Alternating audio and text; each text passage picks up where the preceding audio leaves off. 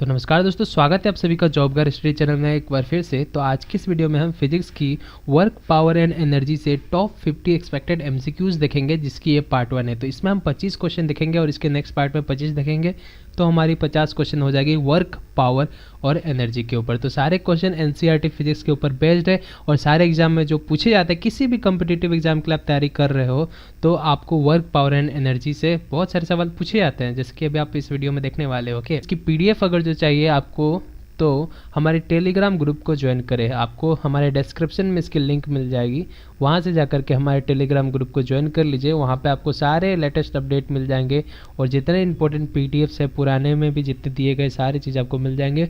तो उसे जैसे भी आप जाकर के ज्वाइन कर लीजिए। और हमारे चैनल को आपने अभी तक सब्सक्राइब नहीं किया है तो क्या कर रहे हो यार, सब्सक्राइब करो आप। तो चलिए स्टार्ट करते हैं आज का हमारा ये वीडियो।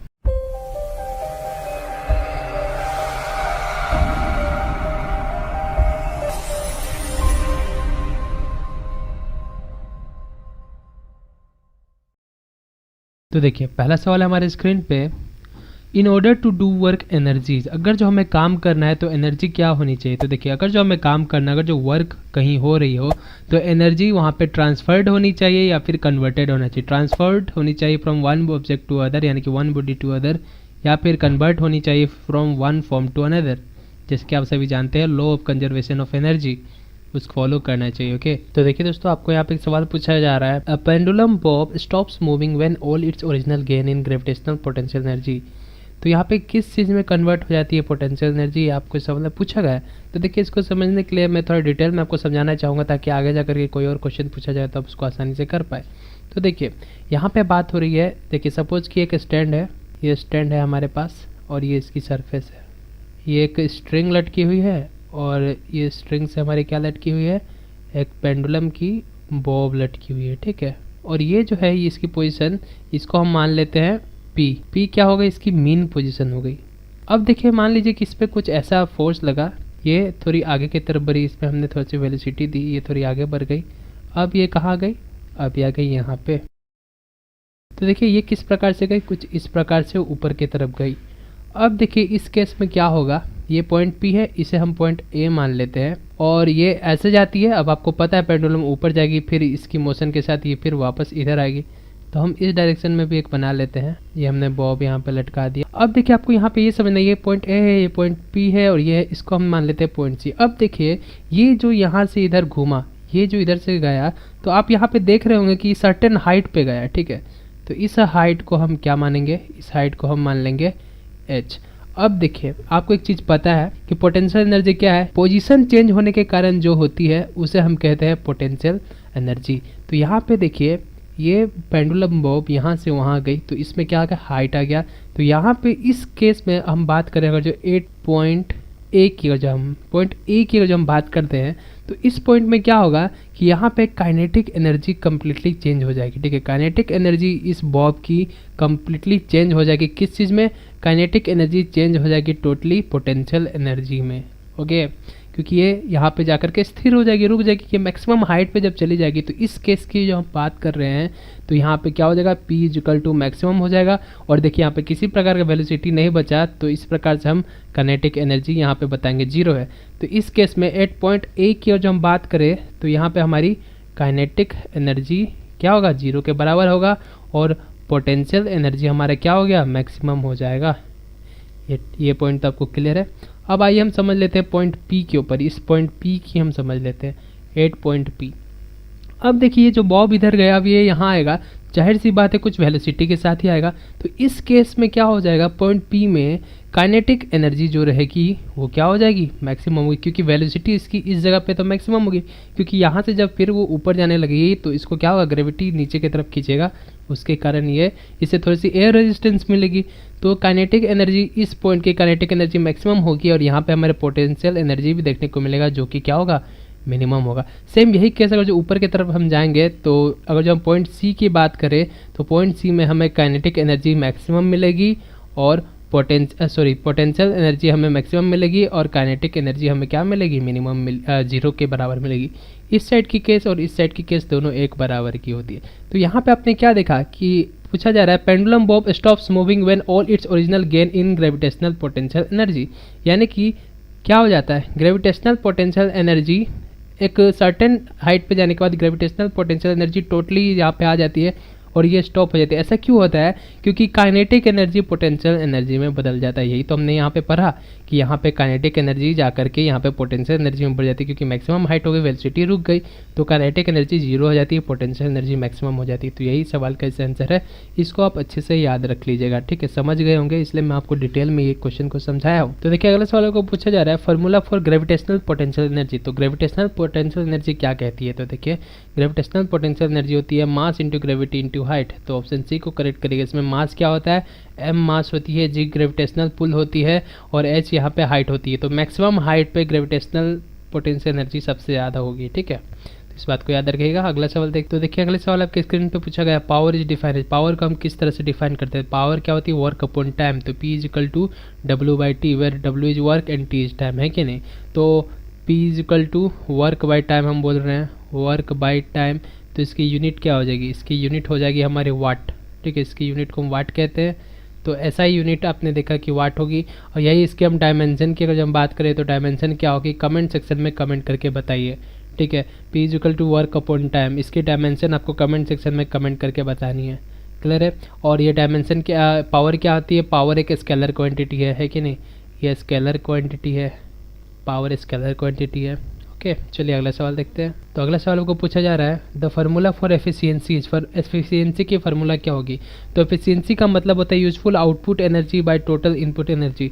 ऑप्शन डी यहाँ पे करेक्ट हो जाएगी, useful energy output by total energy input into 100, okay. तो ऑप्शन डी को आप यहाँ पे करेक्ट कर लेंगे, है कि नहीं। और इसकी यूनिट क्या हो जाएगी हमारे पास, यूनिट क्या हो जाएगी, यूनिट इसकी हो जाएगी हमारी जूल। और इसकी हम डायमेंशन की जो बात करेंगे तो देखिए दोनों एनर्जी अपॉन एनर्जी है, तो इसकी डायमेंशन 1 हो जाएगी, यानी कि डायमेंशन लेस फिजिकल क्वांटिटी है कि नहीं।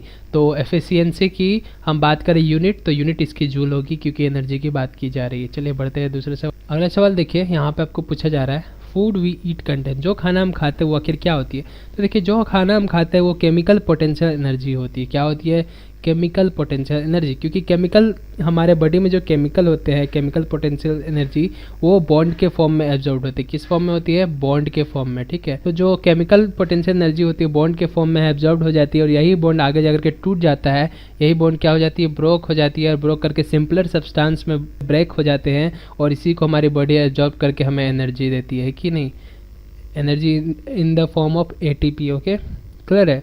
तो ये बात है, यहाँ पे फूड जो हम खाते हैं वो केमिकल पोटेंशियल एनर्जी होती है। तो देखिए सवाल आपको यहाँ पे पूछा जा रहा है, constant force on an object given by product of force and distance move by object in direction of the force is define as.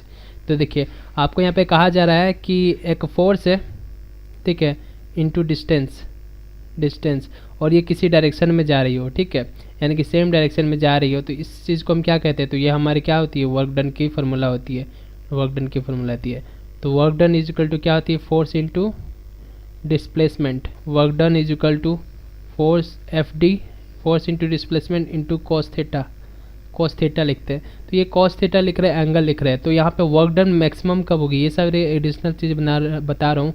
Work done हमारी मैक्सिमम क्या होगी, जब थीटा की वैल्यू क्या हो जाएगी, थीटा की वैल्यू 0 डिग्री हो जाएगी। क्यों, क्योंकि वर्क डन बराबर हो जाएगी FD कॉस 0 डिग्री।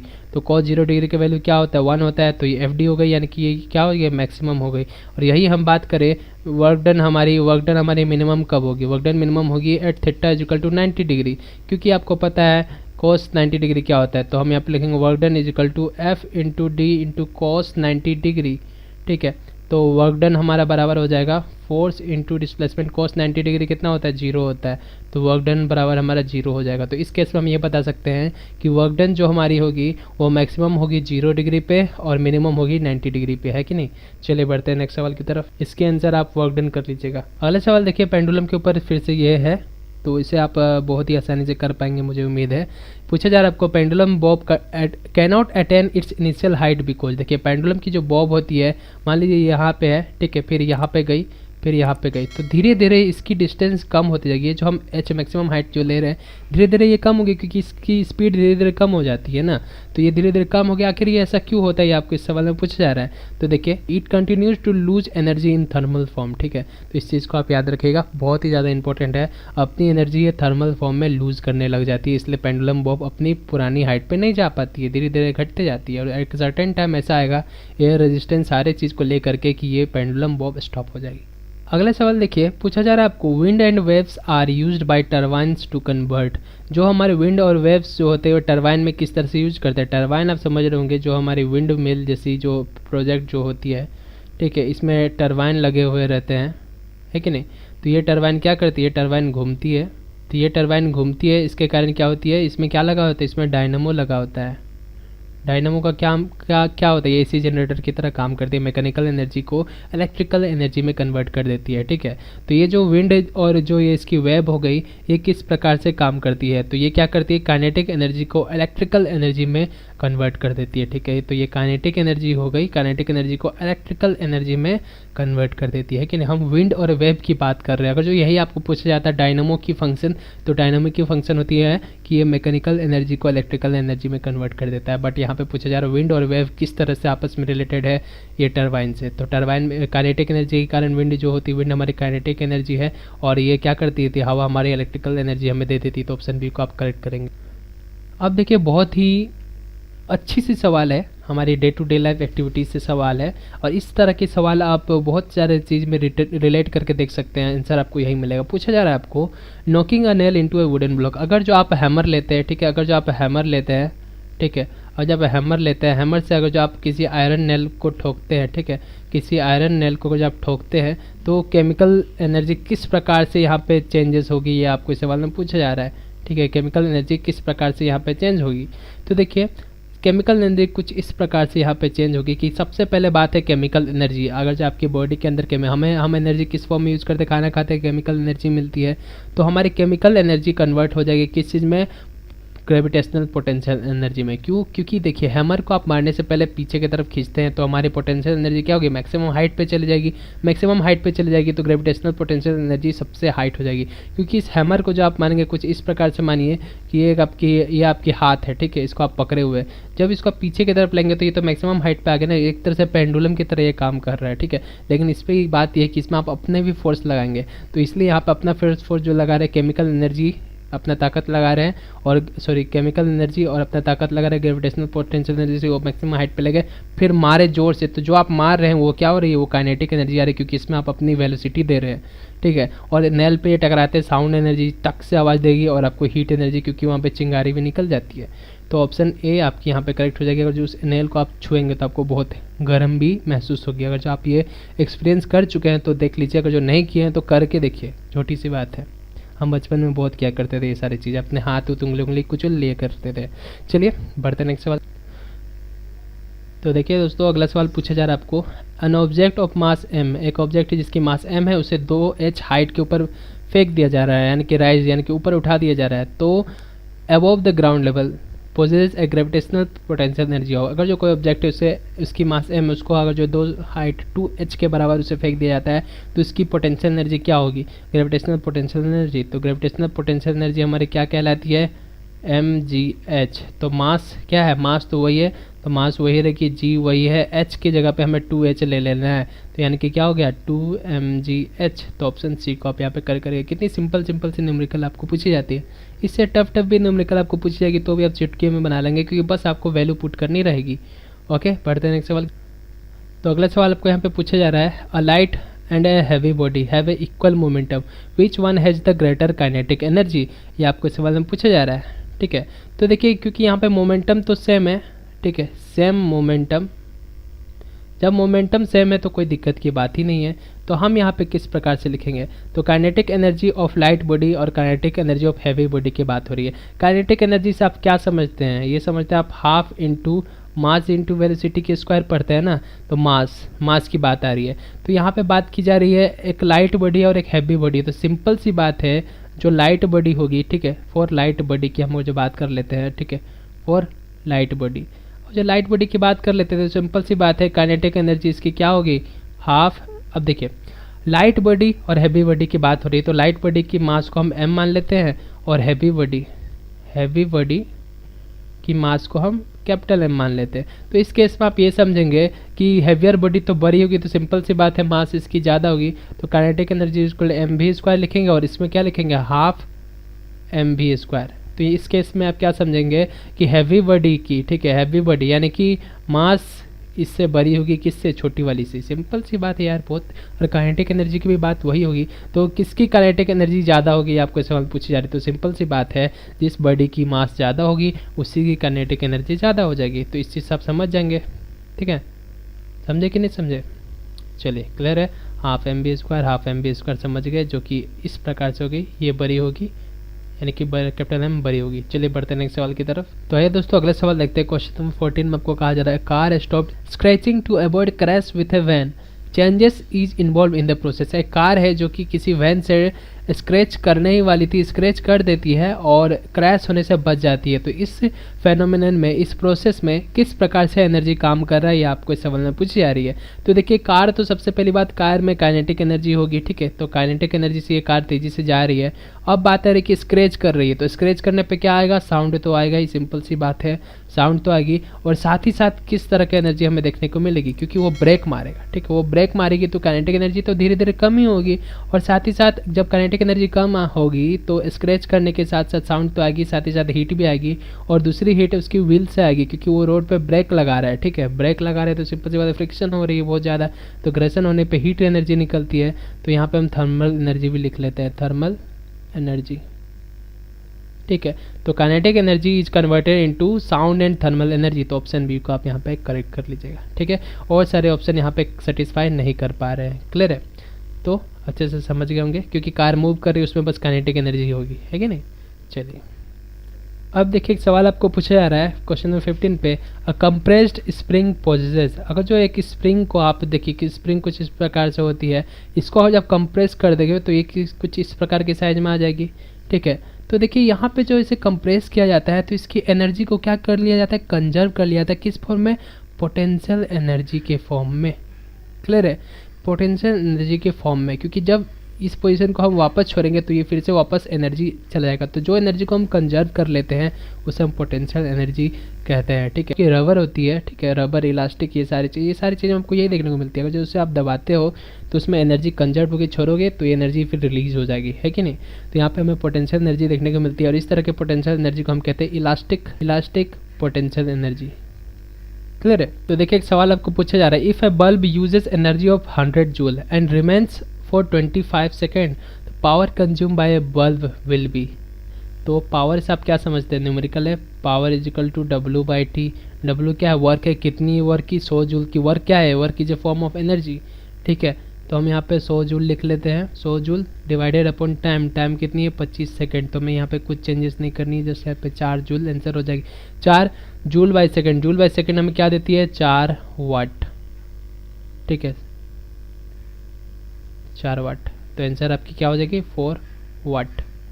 तो ऑप्शन बी को करेक्ट कर लीजिए। बढ़ते हैं नेक्स्ट सवाल की तरफ। For 2 object A and B, if mass of A is same as the mass of B. 2 object है ए एंड बी, ए की मास बी से बराबर है and speed of A is twice as much as that of B. इस sentence को आप समझिएगा, speed of A is twice much as that of B, यानी कि speed of A, velocity of A is twice as much as velocity of B, यही ना कहा जा रहा है, क्लियर है। तो ये वेलोसिटी की बात हो गई।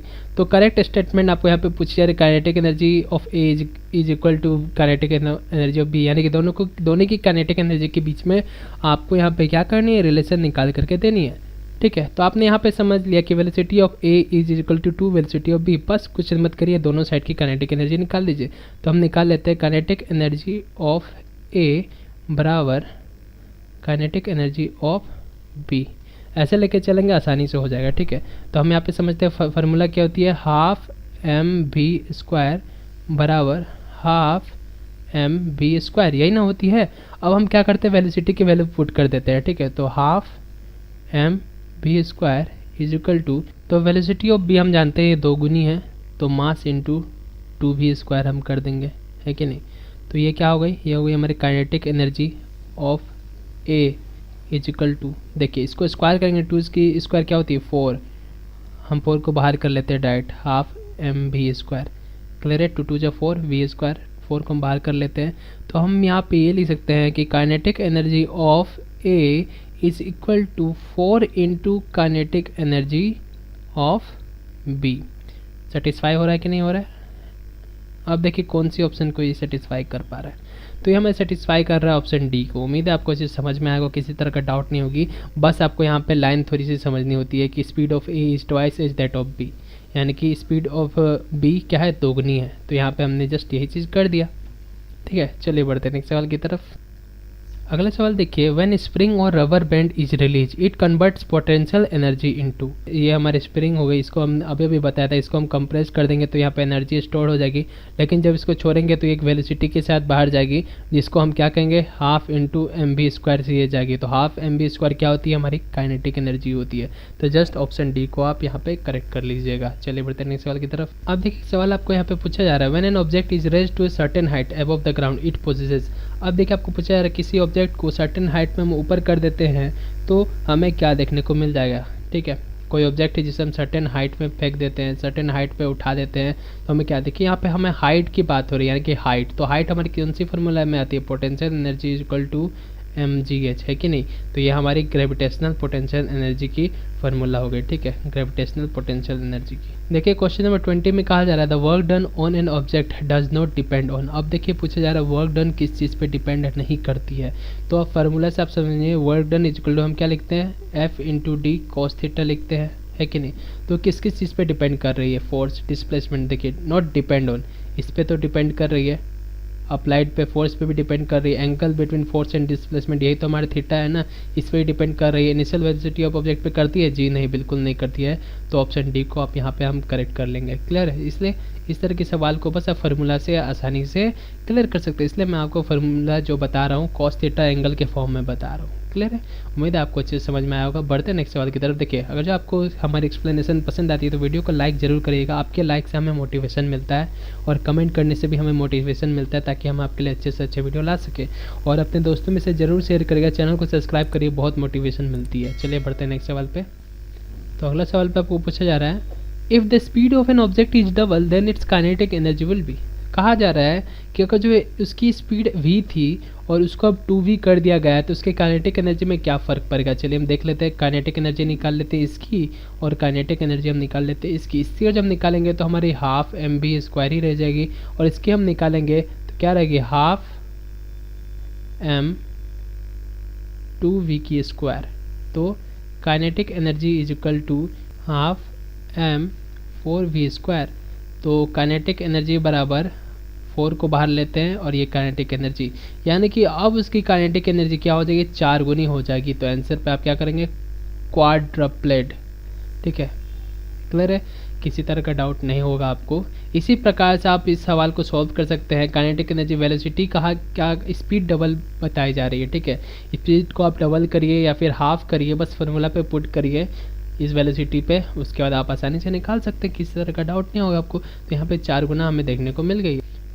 अब देखिए क्वेश्चन नंबर 22 में कहा जा रहा है, the types of energy possess by simple pendulum when it is at mean position. हमने अभी भी पढ़ा था कि मीन पोजीशन को हमने P माना था। यहाँ पे हमने देखा था कि काइनेटिक एनर्जी हमारी क्या होती है, मैक्सिमम होती है, और पोटेंशियल एनर्जी हमारी क्या हो जाती है, मिनिमम हो जाती है। तो यहाँ पे हमें दोनों देखने को मिलती है, इसलिए potential energy plus kinetic energy को करेक्ट करेंगे। अब देखिए अगला सवाल है question number 23, power is a measure of. Power किस चीज़ के मेजर होती है, हम वर्क बाय टाइम पढ़ते हैं ना, लेकिन देखिए वर्क बाय टाइम तो हम पढ़ते हैं, लेकिन ये क्या होती है, rate of change of energy is power, ठीक है। पावर क्या है, power is a rate of change of energy. अब देखिए सवाल आपको यहाँ पे पूछी जा रही है, बहुत ही सिंपल सी सवाल है, if air resistance is negligible sum of the potential energy and kinetic energy of a free falling body is. तो देखिए अगर जो एयर रेजिस्टेंस नेग्लिजिबल रहेगी तो पोटेंशियल एनर्जी और काइनेटिक एनर्जी की सम क्या होगी फ्री फॉलिंग बॉडी के लिए। तो मैंने आपको पहले ही बताया था कि sum of potential energy and gravitational energy को हम क्या कहते हैं, मैकेनिकल एनर्जी कहते हैं। तो ये हमारी क्या होती है, kinetic energy plus potential energy. But आप सबकी अलग अलग निकालेंगे प्रूव करने के लिए, तो आपको ये पता चलेगा कि यहाँ पे हमें क्या मिल रही है, सेम मिलेगी। ठीक है, सेम मिलेगी। और यहाँ पे क्या होती है, कांस्टेंट होती है। ठीक है, कांस्टेंट होती है। क्लियर है, किसी तरह का डाउट नहीं। तो हम आंसर को क्या करेंगे, रिमेंस द सेम, कोई फर्क नहीं पड़ेगी। पोटेंशियल एनर्जी और काइनेटिक एनर्जी दोनों की कांस्टेंट ही मिलेगी। चलिए बढ़ते हैं नेक्स्ट सवाल के। क्वेश्चन नंबर 25 है, in case of negative work, अगर जो वर्क नेगेटिव होगी तो angle between force and displacement क्या होगी, यानी कि वर्क डन क्या होती है हमारी, force into displacement into cos theta थी। तो यानी कि थीटा की वैल्यू क्या होगी, जो हमारी वर्क डन हमारे यहाँ पे जीरो हो जाएगी। तो मैंने आपको बताया था थीटा की वैल्यू जीरो रखने पे हमें मैक्सिमम मिलती थी, और थीटा की वैल्यू अगर जो हम 90 डिग्री रखते थे तो हमें जीरो मिल जाती थी। यानी कि वर्क डन, देखिए ये हम वर्क डन रखते हैं, ये हम थीटा रखते हैं। ठीक है, क्लियर है। अगर जो यही हम थीटा की वैल्यू 180 डाल देंगे ना, तो कॉस 180 की वैल्यू क्या हो जाएगी, work done is equal to force into displacement into cos 180 degree. Cos 180 degree, तो कॉस 180 डिग्री क्या होती है, माइनस फोर्स इंटू डिस्प्लेसमेंट, यानी कि वर्क डन हमारे यहाँ पे क्या हो जाएगी, माइनस में हो जाएगी, क्योंकि कॉस 180 डिग्री हमारी -1 होता है कि नहीं, -1 होती है। क्लियर है, तो हम यहाँ पे 180 डिग्री को करेक्ट करेंगे। तो दोस्तों वीडियो पसंद है, वीडियो को लाइक करेगा, चैनल को आपने अभी तक सब्सक्राइब नहीं किया तो फट से चैनल को सब्सक्राइब करें, ताकि आपको सारे नोटिफिकेशन मिलते रहे। ठीक है, तो इस पार्ट में बस इतना है। नेक्स्ट पार्ट में हम बाकी की और 25 क्वेश्चन सॉल्व करेंगे। वीडियो पसंद है तो वीडियो को जरूर लाइक करिएगा और अपने दोस्तों में जरूर बताइएगा। ठीक है, और जितना जल्दी आप रिस्पॉन्स देते हैं, जितना जल्दी हमें लाइक्स मिलेगी, उतनी जल्दी आपको सेकंड पार्ट मिल जाएगी। क्लियर है, तो सेकंड पार्ट के लिए जरूर कमेंट करिएगा आप। ठीक है, आपको कमेंट करना है सेकंड पार्ट, और जो मैंने सवाल भी पूछा वो सारी चीज़ की भी आंसर आपको देनी है। क्लियर है, चलिए मिलता है अगले वीडियो में। हमारे साथ बने रहने के लिए बहुत बहुत धन्यवाद। जय हिंद।